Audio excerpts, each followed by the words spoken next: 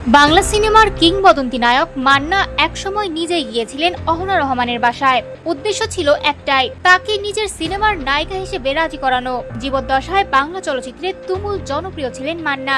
বিশেষ করে শূন্য দশকে তিনি ছিলেন দেশের চলচ্চিত্রের অন্যতম শীর্ষ তারকা।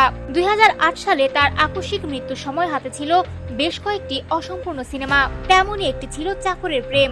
এই সিনেমার মাধ্যমেই বড় পর্দায় প্রথম অভিনয়ের সুযোগ পান অহনা রহমান।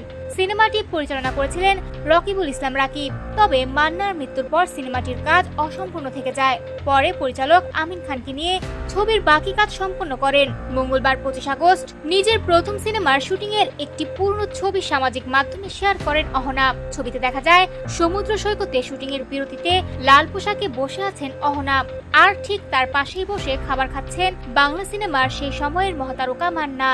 ছবিটির সঙ্গে আবেগঘন স্মৃতিচারণায় অহনা জানান, তখন তিনি ছিলেন একেবারেই শিশু, আর মান্না ছিলেন সুপারস্টার। মান্না একদিন তাকে বলেছিলেন, একদিন তুমিও ভালো কাজ করবে। শুধু তাই নয়, অহনাকে নিজের বিপরীতে নায়িকা হিসেবে দেখতে চেয়েছিলেন মান্না।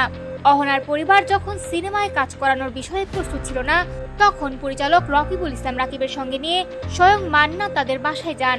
অনেক বোঝানোর পর রাজি হয় অহনার পরিবার।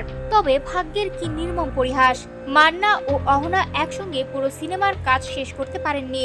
তাদের শুটিং হয়েছিল মাত্র একটি গানের। সেই গানটি পরে সিনেমায় রাখা হয়।